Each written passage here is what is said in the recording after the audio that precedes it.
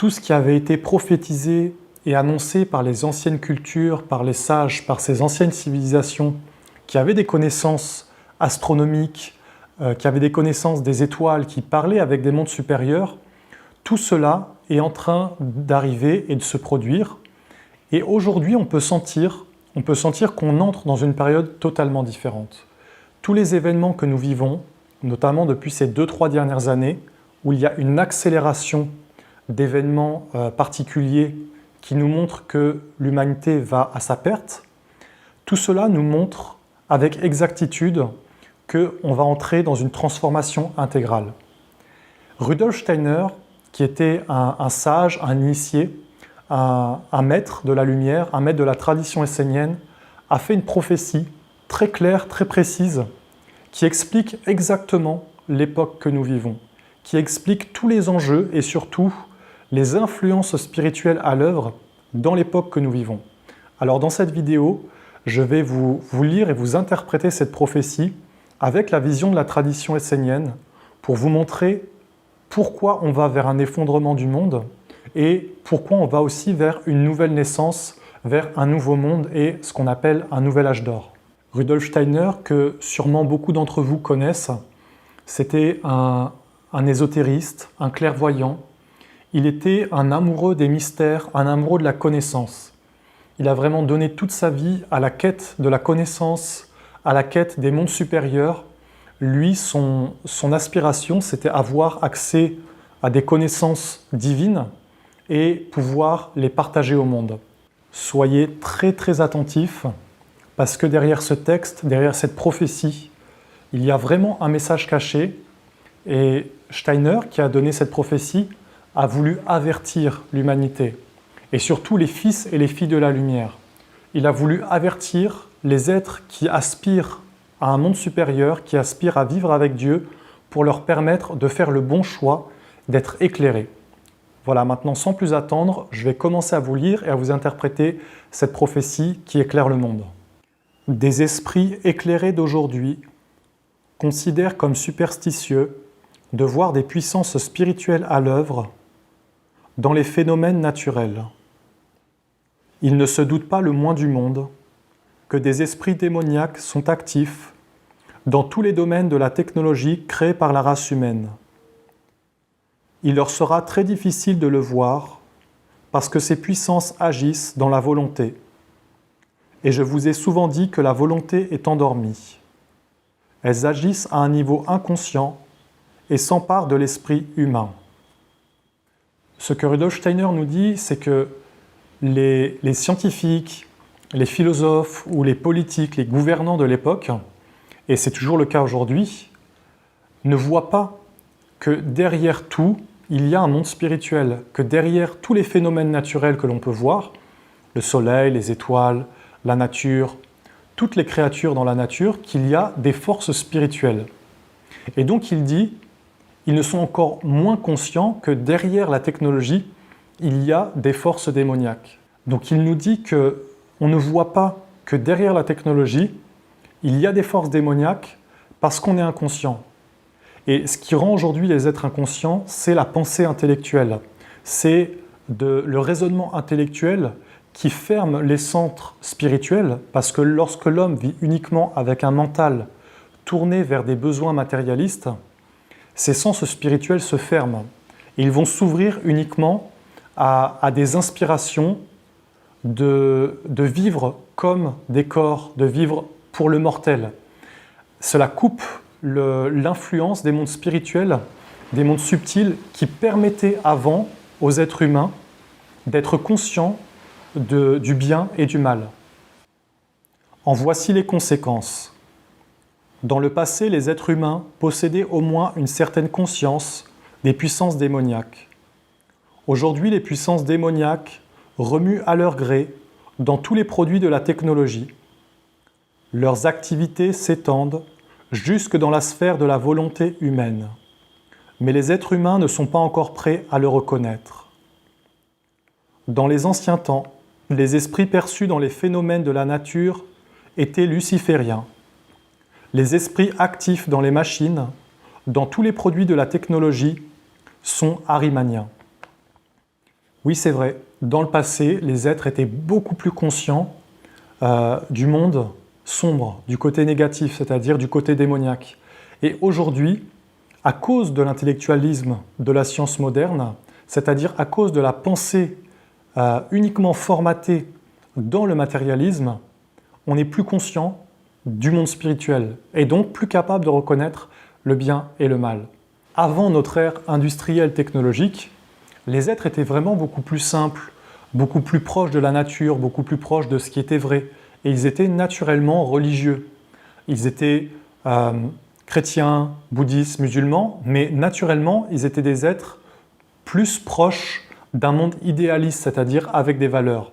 Alors que les forces spirituelles qui vivent dans les machines, ce sont des forces uniquement ce que Steiner appelle Ahrimanien. Ahriman, en fait, c'est un ancien nom donné par la religion de Zoroastre qui veut dire Satan. Donc il dit les esprits dans les machines sont sataniques. Ne voyez rien de négatif à cela, c'est juste que c'est un monde, il dit que c'est un monde matérialiste. Et quelque part, ces esprits sataniques, ils aspirent à ce que l'homme vive uniquement comme un être sans conscience, comme un inconscient. Ils ne veulent pas que l'homme soit conscient de sa volonté. Donc, la technologie actuelle, déjà à l'époque de Steiner, en fait, cette technologie, c'est la même, c'est juste qu'elle est plus avancée. Mais ce qu'il nous dit, c'est que cette technologie, c'est une technologie matérialiste. Ce n'est pas une technologie divine, ce n'est pas une technologie spirituelle, c'est une technologie matérialiste, donc satanique. Donc qui tend à conduire vers la destruction.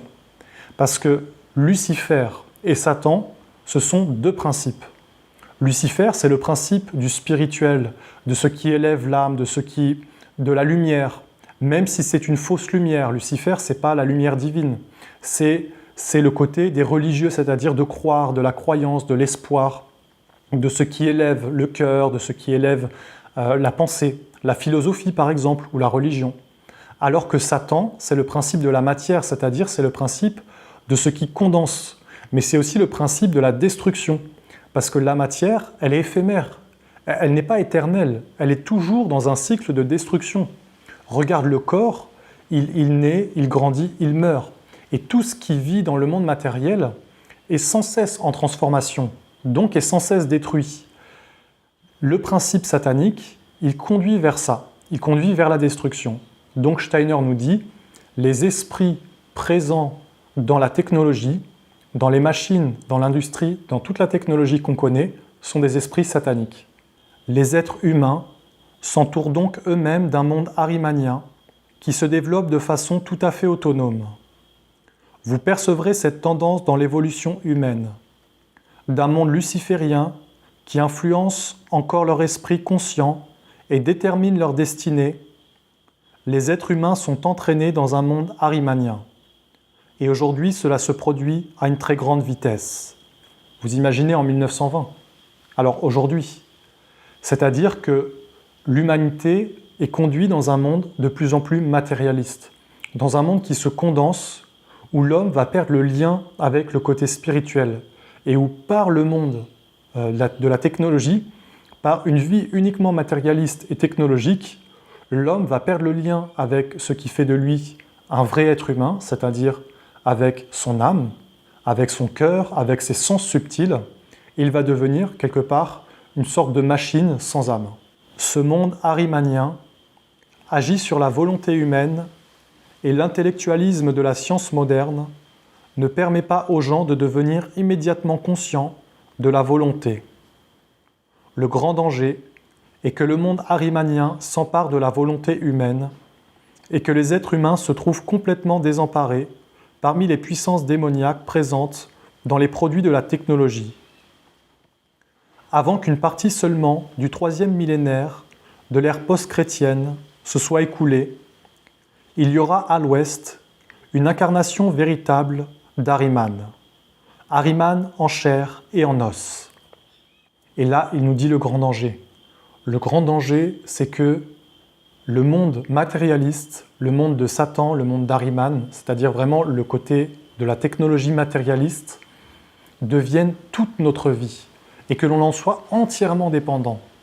Parce qu'à partir du moment où toute notre vie est dépendante de ce monde, alors on devient l'esclave de ce monde. Si on est dépendant réellement entièrement de la technologie pour vivre, alors on en devient esclave. Et alors c'est elle qui dirige et qui gouverne nos vies. C'est ce qu'il veut dire, Rudolf Steiner. Parce que quelque part, il va dire que c'est la grande épreuve que va subir l'humanité. L'épreuve de rencontrer cet être du matérialisme, de rencontrer Satan d'une façon réelle et concrète. Cette incarnation du monde de Satan dont Steiner parle, de cet être d'Ahriman, c'est-à-dire de ce principe du matérialisme, et c'est principalement aujourd'hui la Chine. Mais vous voyez, c'est plusieurs grandes puissances. En fait, cet être du matérialisme, on peut le voir le plus clairement en Chine. Parce que la Chine, c'est vraiment le socialisme, c'est-à-dire l'État tout-puissant. Il n'y a pas de religion, c'est-à-dire les religions sont interdites ou alors elles sont contrôlées. C'est le monde de la productivité où c'est l'entreprise, le travail avant la famille, avant tout le contrôle des naissances, de la consommation, quelque part l'interdiction de religion, de ne plus avoir vraiment de liberté. Mais vous voyez, c'est beaucoup de grandes puissances qui vont incarner, qui vont en fait former un corps à cet être de Satan. On a bien sûr principalement la Chine, mais il y a aussi la Russie, qui est vraiment une grande puissance, qui est comme...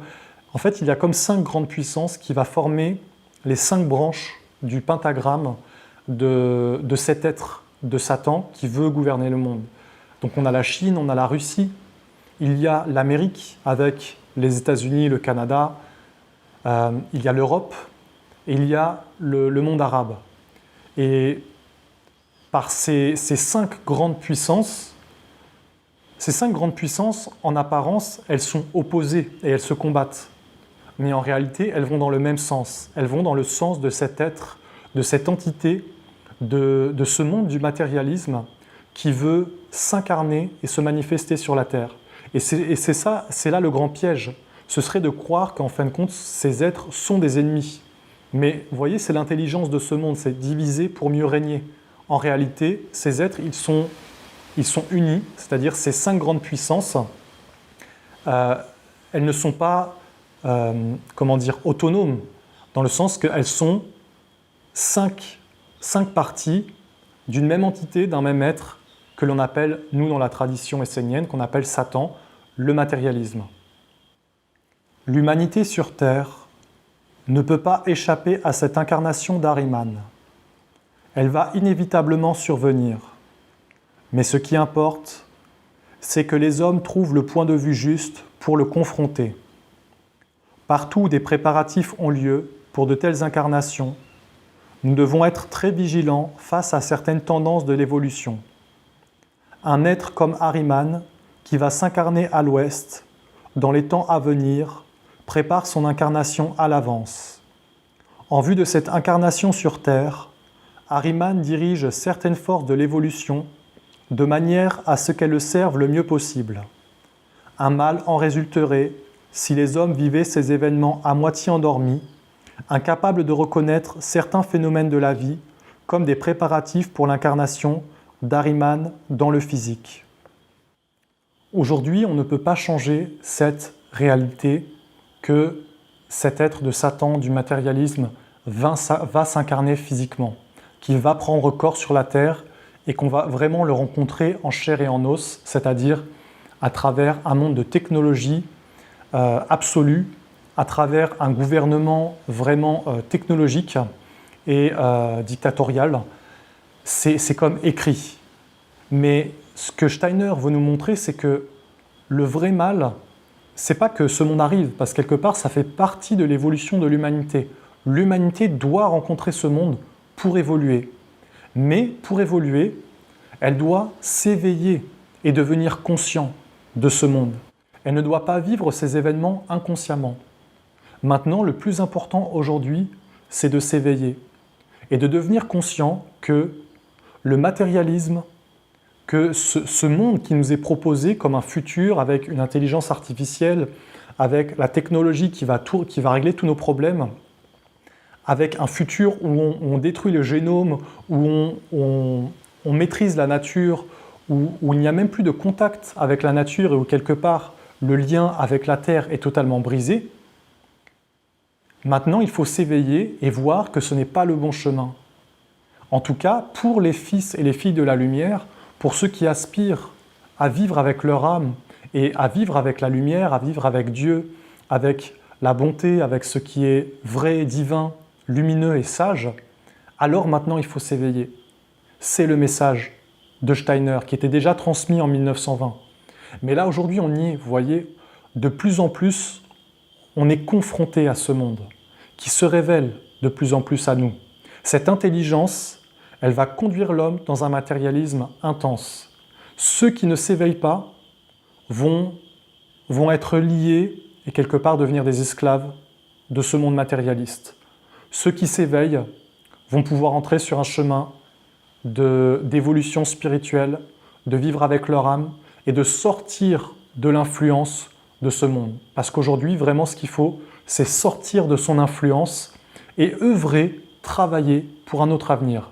Parce que je vous le dis, il y a un autre avenir totalement différent et nous sommes à la porte d'un grand déchirement dans l'humanité, de deux directions qui sont en train de se prendre, parce qu'il y a beaucoup d'êtres sur la Terre, beaucoup d'êtres humains, qui ne veulent pas de ce monde technologique, qui ne veulent pas de cet avenir, qui ne veulent pas de ce futur qui nous est proposé, mais qui aspirent au fond d'eux à une vie simple, à une vie avec la Terre, avec la nature, avec les animaux, et surtout à développer des valeurs et à développer des forces spirituelles, c'est-à-dire des forces de bonté, d'amour, de paix, parce que le côté de l'évolution spirituelle, en fait, ce n'est pas d'être un être humain augmenté par la technologie, mais c'est d'être un être humain augmenté par le bien, c'est-à-dire par les forces de lumière, par les forces divines. Et ça se fait par un travail spirituel conscient qui est transmis par le monde divin. Ce que nous dit Steiner, et il va en parler après, c'est qu'il y a un autre chemin, une autre humanité, et que c'est la tâche de cette autre humanité de permettre à ce que la lumière soit préservée durant cette période, parce qu'on est vraiment à une période d'obscurité, et que l'humanité puisse passer à une prochaine étape de son évolution. On ne peut trouver l'attitude juste qu'en reconnaissant dans l'une ou l'autre série d'événements la préparation que fait Ahriman pour son existence terrestre. Cette incarnation d'Ahriman ne pourra pas être évitée. Il est inévitable car il faut que les hommes se trouvent face à face avec Ahriman. Il sera l'individualité qui montrera aux hommes à quel niveau d'intelligence inouïe ils peuvent parvenir s'ils font appel à toute l'aide que les forces terrestres peuvent leur apporter pour développer l'intelligence et l'ingéniosité. Effectivement, c'est vraiment inévitable. Mais pourquoi c'est inévitable? Steiner ne le dit pas vraiment. C'est que cette rencontre avec cet être du matérialisme, avec Ahriman, elle est inévitable parce que c'est l'humanité qui l'a souhaité, qui l'a voulu. L'humanité a souhaité le confort, a souhaité la technologie, a souhaité être prise en charge, à ne plus avoir aucun effort à faire, à ne plus souffrir de la faim, à ne plus réellement souffrir dans le côté matériel. Et pour cela, elle n'a pas fait appel à des forces spirituelles et divines, mais elle a fait appel à ce monde du matérialisme. Et quelque part, l'humanité, depuis plusieurs centaines d'années, a donné toute sa force, toute son énergie dans la croissance et l'expansion de cette intelligence matérialiste, dans la croissance et l'expansion de l'industrie, de la technologie, de la chimie, de tout en fin de compte, ce qui va dans le sens d'une technologie matérialiste. Donc, puisque la majorité de l'humanité l'a voulu, ça doit arriver. Au milieu des catastrophes qui frapperont l'humanité dans un proche avenir, les hommes vont devenir extrêmement inventifs. L'homme découvrira toutes sortes de forces et de substances dans l'univers qu'il utilisera pour se nourrir. Mais toutes ces découvertes montreront au même moment que ce qui est matériel est lié aux organes de l'intellect et pas aux organes de l'esprit. C'est-à-dire, les hommes vont faire encore beaucoup de découvertes et ils vont répondre à tous les problèmes, à tout ce qui se produit, comme par exemple aux virus, aux guerres, aux catastrophes naturelles, par la science, par la technologie. Oui, mais cette science et cette technologie, elle va couper le lien avec l'âme. On peut penser par exemple à la vaccination et au Covid qu'on a vécu récemment. La réponse, elle est quoi? La réponse, elle est scientifique. Et ce qui émane de cette vaccination, ce n'est pas un lien avec l'âme, c'est même l'inverse. Donc, ce n'est que le début, c'est-à-dire qu'on entre dans un cycle où vraiment la technologie va être tellement poussée qu'elle va totalement fermer les portes pour les êtres humains de vivre avec le spirituel. Pourquoi? Parce que c'est quelque part l'essence de cet être du matérialisme, cet être de Satan. Il ne veut pas que l'homme soit en contact avec l'invisible, avec le spirituel, et encore moins avec des mondes divins, des mondes d'immortalité, avec un ange, avec son âme. Voilà, c'est pour ça que quelque part, plus les découvertes vont avancer, et plus l'humanité va accepter et se donner à cette technologie, et plus elle va perdre son âme. Bien sûr, ceux qui vont voir ça et aller sur un autre chemin vont garder leur âme et vont garder le lien avec ce qui est divin. Les gens apprendront ce qu'il faut manger et boire pour devenir très intelligents. On ne peut pas développer sa spiritualité en mangeant et en buvant, mais on peut par contre acquérir une intelligence raffinée. Les hommes ne connaissent pas encore ces secrets. Non seulement ils chercheront à les percer à jour, mais ces connaissances seront le résultat inévitable des catastrophes qui auront lieu dans un proche avenir. Certaines sociétés secrètes, dans lesquelles les préparatifs sont déjà en cours, vont appliquer ces choses de manière à créer les conditions nécessaires pour une incarnation véritable d'Ahriman sur la Terre.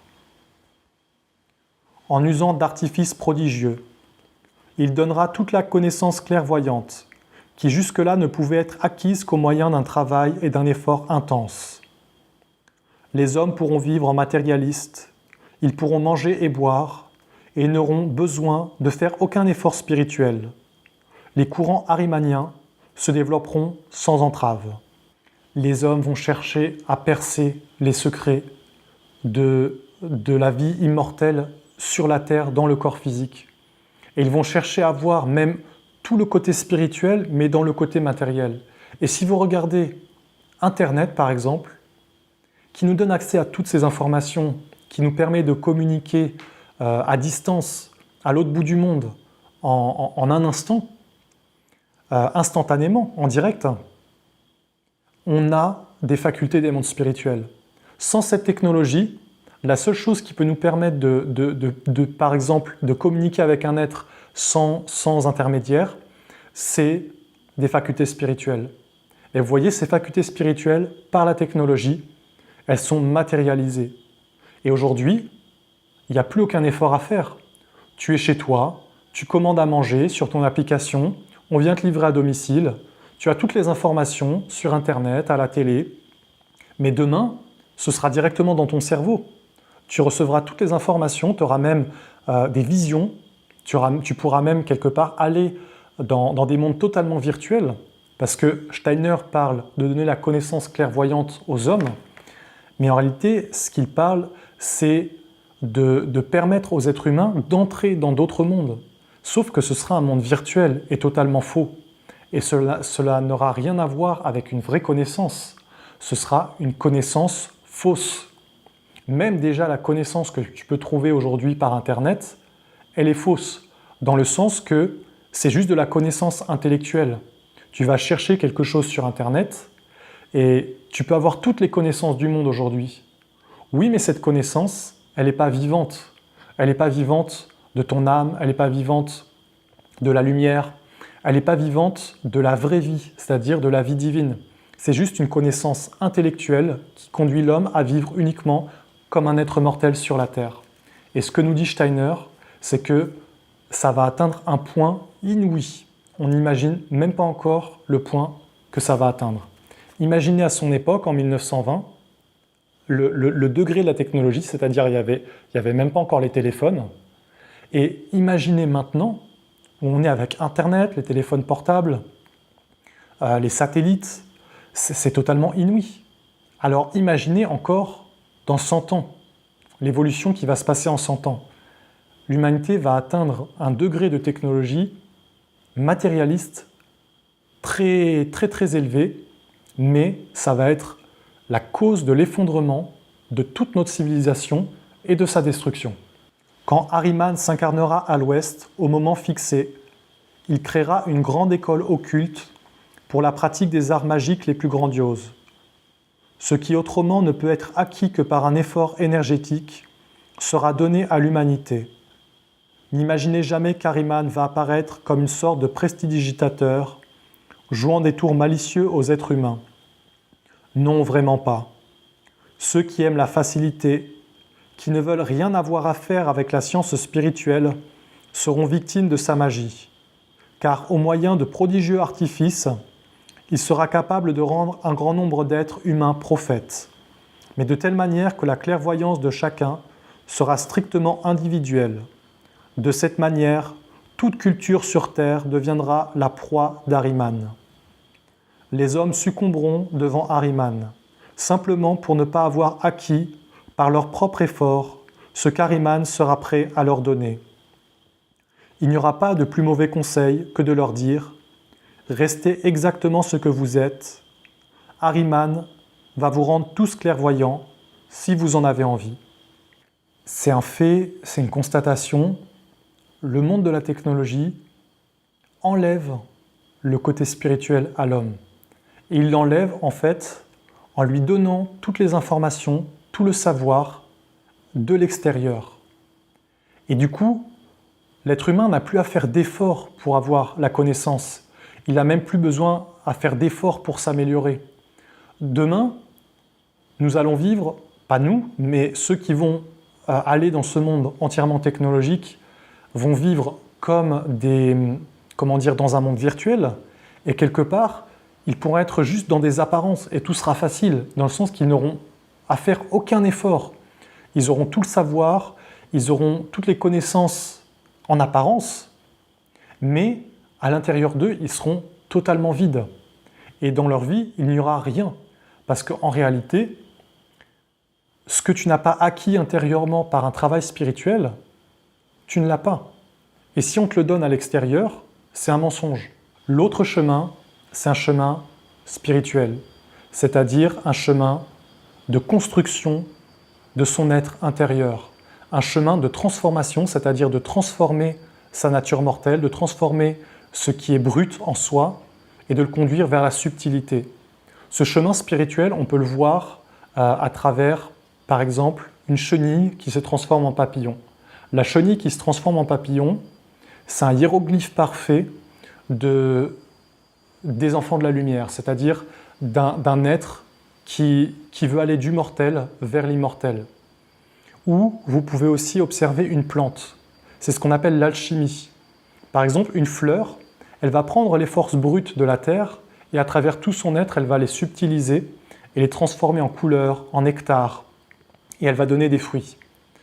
C'est le chemin spirituel. L'homme doit faire ce même chemin de transformation intégrale, d'alchimie intérieure, pour devenir un être lumineux, un être bon, un être divin, un être pur. Et aujourd'hui, c'est l'heure du choix. C'est le moment de choisir dans quel monde on veut vivre. Pas aujourd'hui, maintenant, mais notre époque. Donc, on va choisir soit de vivre dans un monde satanique, soit dans un monde divin, sacré, lumineux et sage. Le mal et la violence vont atteindre des niveaux jusque-là insoupçonnés et l'humanité va largement se détruire elle-même dans la guerre du tous contre tous. Cette guerre du tous contre tous va être provoquée parce que l'homme aura perdu toute valeur, toute morale. Et donc, les êtres humains vont s'entretuer et c'est ça qui va mettre fin à notre civilisation. Ce qui va mettre fin à notre civilisation, c'est que, avec toute cette technologie, vous allez voir qu'on va s'entretuer, qu'il va y avoir des guerres, que l'humanité va réellement entrer dans une extinction parce qu'elle aura perdu toute valeur, toute morale, toute intelligence, et que donc ça va être la guerre qui va détruire ce monde. Ce sera la tâche de la race de l'humanité hautement développée spirituellement, de sauver et de protéger durant cette période les êtres humains qui passeront dans la nouvelle phase d'évolution après la guerre du tous contre tous. Le travail des communautés de la race spirituelle sera totalement imprégné par l'impulsion du Christ. Elles vont pouvoir manipuler des forces du bien aussi puissantes que les forces du mal. C'est la tâche de la tradition de la lumière, c'est la tâche des enfants de la lumière, ce que Steiner appelle l'humanité hautement développée spirituellement. Nous appelons ça la tradition de la lumière. C'est la tâche de cette tradition de protéger l'humanité, mais surtout de protéger le savoir, la connaissance, la science, qui permet à l'homme de devenir un être divin, qui permet à l'être humain de retrouver le lien avec son âme et de tisser consciemment des liens avec des forces supérieures divines. Parce que ce qui doit être au-dessus de l'homme, ce qui doit éduquer et enseigner l'homme, c'est le monde des anges. L'homme doit d'abord être capable de vivre en harmonie avec la nature, en harmonie avec la terre, avec les plantes, les animaux, avec tous les êtres de la nature, mais il doit surtout être capable de se construire un corps intérieur qui lui permet de vivre avec un règne divin, ce qu'on appelle les anges, c'est-à-dire les vertus. Donc c'est dans cette période que nous sommes en train de connaître, nous sommes juste au début de cette période d'effondrement de l'humanité, d'effondrement de la civilisation.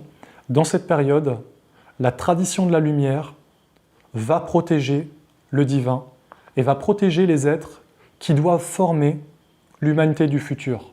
Cette tradition de la lumière va permettre à beaucoup d'êtres de garder le lien avec leur âme et de quelque part d'être préservés de ce monde durant toute cette période, parce que ça risque de durer encore un moment, peut-être 100 à 200 ans, où ce monde de Satan, d'Ahriman, va finir par s'incarner et qu'il y aura une grande destruction, mais ce n'est pas pour tout de suite. Nous entrons juste dans une période qui va durer un certain moment et dans laquelle, aujourd'hui, ceux qui veulent vivre et travailler avec la lumière doivent faire un choix parce qu'il y aura vraiment une séparation.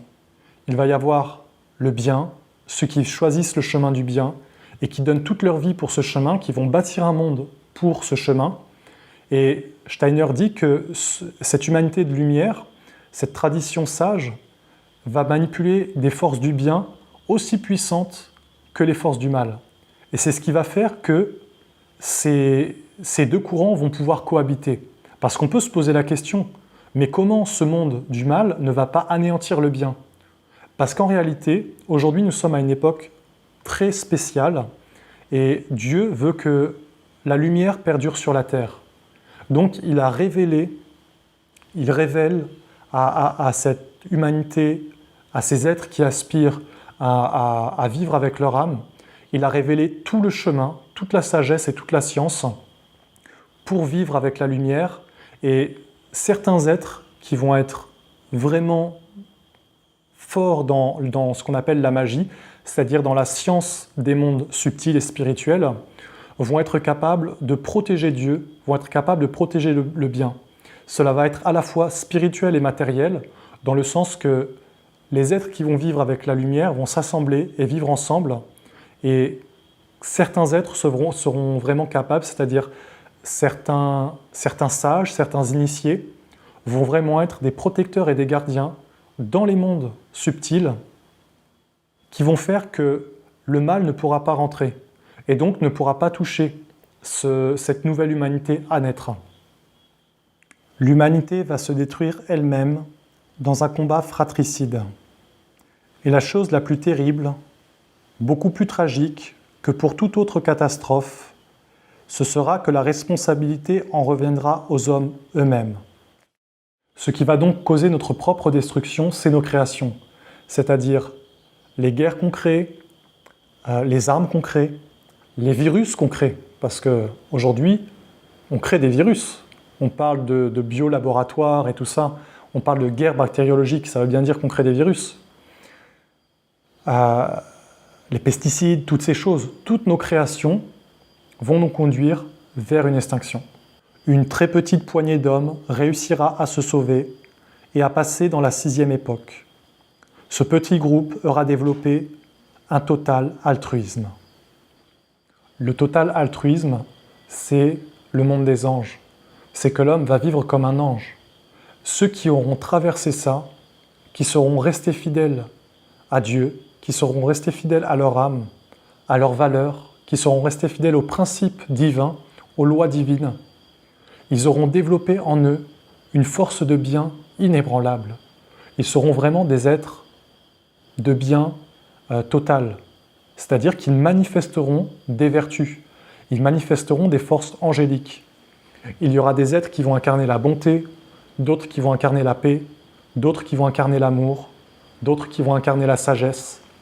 Et on pourra savoir ce que c'est Dieu vraiment, parce qu'on aura des êtres en face de nous qui vivent avec Dieu et qui le manifestent. Et ce sont ces êtres qui vont former la base, le fondement de la nouvelle époque, qui va commencer après cette guerre du tous contre tous, et qui va être une nouvelle phase de l'évolution de l'humanité. Les autres vont faire preuve de toute l'habileté et d'une ruse inimaginable pour pénétrer et maîtriser les forces physiques de la nature, mais sans atteindre le niveau essentiel, l'altruisme. Ils vont déclencher la guerre de tous contre tous et causeront la destruction de notre civilisation. Dans la 7e époque post-atlantéenne, pour être très précis, cette guerre de tous contre tous va éclater de la façon la plus terrible. De grandes et puissantes forces jailliront des découvertes qui vont transformer la Terre en une sorte d'appareil électrique. Si on fait un résumé de cette prophétie, si on essaye d'extraire la sagesse des paroles de Rudolf Steiner, en les interprétant avec la tradition essénienne, on peut comprendre qu'il y a un monde qui est en train de prendre corps et de s'incarner, qui est le monde du matérialisme, qui est cette entité qu'on a appelée Satan, mais qui n'est pas du tout négatif. Il faut enlever tout le côté négatif lorsqu'on dit Satan, parce que Satan, c'est juste la loi de la matière, de ce qui détruit. Cette entité, elle veut donc s'incarner et se révéler parce que l'être humain l'a appelée. Et donc, il est juste qu'on rencontre ce monde, parce qu'on a un pouvoir créateur. Et si on a tous souhaité ça, alors il faut qu'on le rencontre. Mais il ne faut pas être inconscient. Et c'est là où tout va se jouer. Parce que les inconscients, les moutons, ceux qui sont dirigés et qui croient tout ce qu'on leur dit, ceux-là vont perdre tout. C'est-à-dire tout ce qui a de la valeur. Leur âme, leurs pensées, leur cœur, leur vie intérieure. Ils ne deviendront plus que des biomachines sans âme. Je sais que ça paraît un peu tiré par les cheveux, mais pourtant, c'est même le futur que les scientifiques qui sont à la tête aujourd'hui de l'humanité parlent ouvertement. Ils parlent réellement de transhumanisme, ils parlent réellement d'implants dans le cerveau, ils parlent réellement de transformer l'homme en une sorte de biomachine et de transformer la Terre en une sorte d'appareil électrique. On en est bien à ce niveau-là. On en est bien au niveau où même certains pensent à quitter la Terre pour aller coloniser Mars parce qu'on a quasiment tout détruit. Donc vous voyez, vous comprenez qu'on y est réellement. Et il y a ceux qui s'éveillent. Et ceux qui s'éveillent vont prendre un chemin de vie spirituelle. Ils vont prendre le chemin de vivre avec leur âme. Sachez que la tradition essénienne, c'est son but et sa mission.